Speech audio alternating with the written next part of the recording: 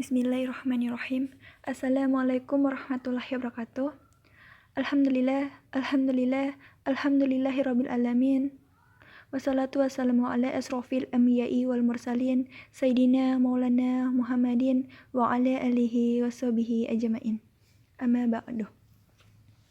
Perkenalkan, nama saya Dini Apriasti dan teman saya Icanil Husna. Kali ini kami akan membahas tentang peradaban Islam pada masa dinasti Abbasiyah. Nah, kali ini saya akan menjelaskan tentang sejarah berdirinya dinasti Abbasiyah. Berdirinya dinasti Bani Abbas berawal sejak merapuhnya sistem internal dan penguasaan Bani Umayyah yang berujung pada keruntuhan dinasti Umayyah di Damaskus. Maka, upaya untuk menggantikannya dalam memimpin umat Islam adalah dari kalangan Bani Abbasiyah. Nama dinasti Bani Abbasiyah diambil dari nama salah seorang paman Nabi yang bernama Al-Abbas ibnu Abdul Muthalib ibnu Hisham. Dinasti ini didirikan oleh Abdullah Al-Saffah, ibnu Muhammad, ibnu Ali, ibnu Abdullah, ibnu Al-Abbas. Orang Abbasiyah merasa lebih berhak daripada Bani Umayyah atas kekhalifahan Islam, sebab mereka adalah dari cabang Bani Hashim yang secara nasab dan keturunan lebih dekat dengan Nabi. Menurut mereka, orang Umayyah secara paksa menguasai khalifah melalui tragedi Perang Siffin. Oleh karena itu, untuk mendirikan dinasti Abbasiyah, mereka mengadakan gerakan yang sangat luar biasa, yaitu pemberontakan terhadap dinasti Umayyah. Di antara yang mempengaruhi berdirinya Khalifah Bani Abbasiyah adalah adanya beberapa kelompok umat yang sudah tidak mendukung lagi terhadap kekuasaan Bani Umayyah. Sekuler yang memihak sebagian kelompok di antaranya adalah kelompok Syiah dan Khawarij, yaitu Badriyatim, serta kaum Mawali, yaitu orang-orang yang baru masuk Islam yang mayoritasnya dari Persia.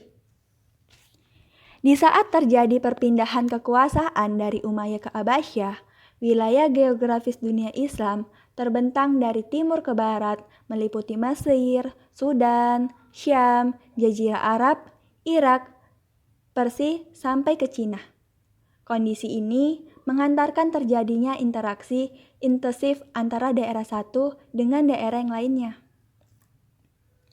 Masa kekhalifahan dinasti Abbasiyah, yaitu ada Bani Abbas dari 750 sampai 932 Masehi, yang dipimpin oleh Abu Abbas As-Saffah, Abu Ja'far Al-Mansur, Al-Mahdi, Al-Hadi, Harun Al-Rashid, Al-Amin, Al-Ma'mun, Al-Mutashim, Al-Wasi, Al-Mutawakil.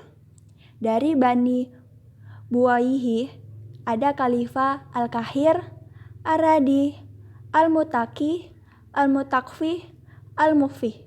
Sedangkan dari Bani Seljuk ada Khalifah Al-Mu'tadi, Al-Mutasjir, Al-Mutaksid.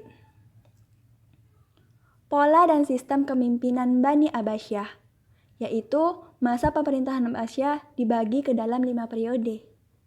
Periode pertama yaitu dari 132 sampai 232 Hijriah.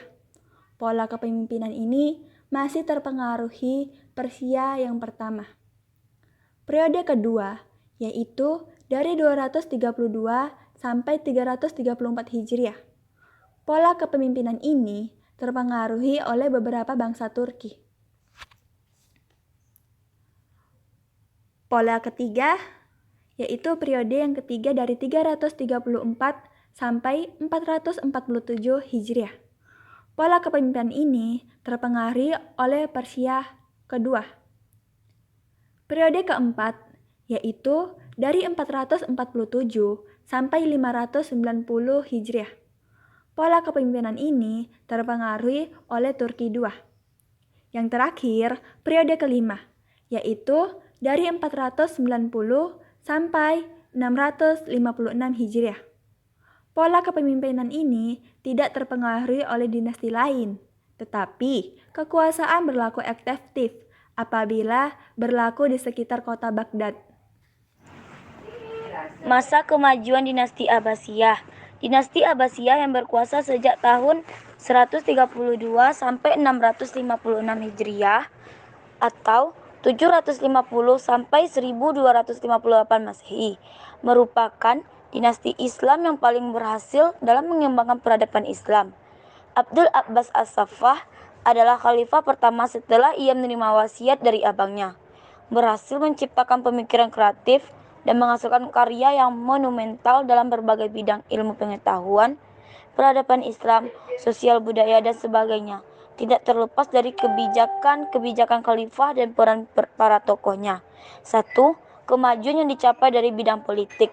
Terbentuknya Diwan Al-Jundi, yaitu sebuah departemen yang mengurusi pertahanan dan keamanan. Diperbaharui juga seluruh sistem militer yang ada pada zaman dinasti Abbasiyah. 2. Kemajuan yang dicapai di dalam bidang ekonomi, bidang perdagangan, membangun pasar-pasar di berbagai kota, mengadakan pameran-pameran perdagangan, membangun jalan-jalan sebagai sarana transportasi agar lalu lintas perdagangan menjadi lancar, mengadakan perdagangan dengan negara lain, membentuk armada-armada laut untuk melindungi pantai dari serangan bajak laut. 2. Bidang pertanian, memperlakukan ahli zimmah atau penduduk non-muslim dan mawali atau penduduk Islam non-Arab dan baik dan adil serta menjamin hak milik dan jiwa mereka, mengambil tindakan keras terhadap penjabat yang berlaku kejam terhadap para petani, memperluas daerah pertanian di segenap wilayah, membangun bendungan-bendungan. 3. Bidang industri. Basrah industri sabun dan gelas, Kufah industri sutra, Persia dan Khuzestan industri barang tambang, Khuzestan industri tekstil sutra yang bersulam. Khurassan industri wol. Baghdad sebagai ibu kota negara memiliki berbagai industri seperti 400 pabrik gelas, 30.000 kilang keramik, dan 400 kincir angin dan memiliki industri-industri lainnya. 3. Kemajuan yang dicapai di bidang sosial. Masyarakat Abbasiyah terbagi dalam dua kelompok besar, kelas khusus dan kelas umum. Kelas khusus terdiri dari khalifah, keluarga Bani Hashim, para pembesar negara, menteri, gubernur, dan panglima.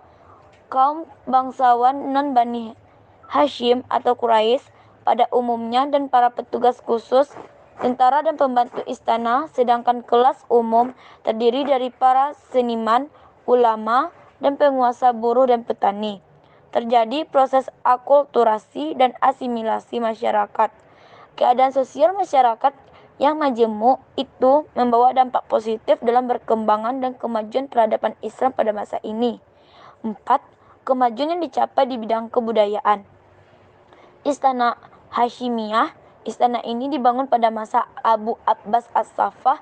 Istana ini merupakan tempat tinggal khalifah dan para keluarganya. 2. Kota Baghdad. Kota ini menjadi pusat peradaban dan kebangkitan ilmu pengetahuan dalam Islam.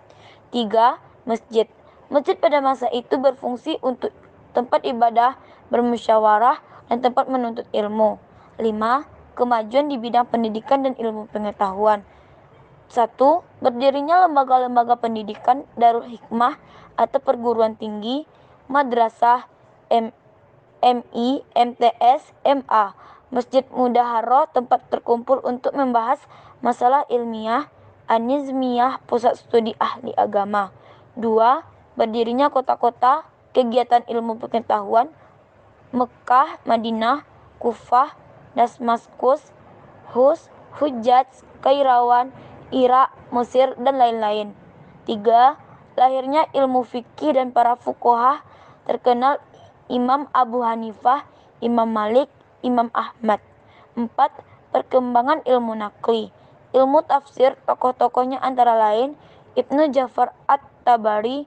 Ilmu hadis, tokoh-tokohnya antara lain Imam Bukhari dan Imam Muslim. Dinasti-dinasti yang memerdekakan diri dari dinasti Abbasiyah, yaitu ada bangsa Persia, bangsa Turki, dan bangsa Arab.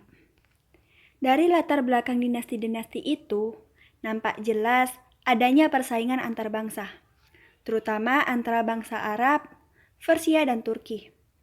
Di samping latar belakang kebangsaan, dinasti-dinasti itu juga dilatar belakangi faham keagamaan. Ada yang latar belakang Syiah, ada juga yang Sunni. Akhir kekuasaan dan kemunduran dinasti Abbasiyah. Sebab-sebab runtuhnya Bani Abbasiyah yaitu perebutan kekuasaan di pusat pemerintahan, munculnya dinasti-dinasti kecil yang memerdekakan diri, kemerosotan perekonomian, munculnya aliran-aliran sesat dan fanatisme keagamaan, perang salib, serangan Mongolia ke negeri Muslim, dan berakhirnya dinasti Abbasiyah, persaingan antar bangsa. Demikianlah hasil penjelasan dari kami tentang peradaban Islam pada masa dinasti Abbasiyah. Semoga yang kami sampaikan tadi dapat bermanfaat untuk kita semua. Saya, Dini Apriasti, dan teman saya, Icanil Husna, memohon undur diri. Assalamualaikum warahmatullahi wabarakatuh.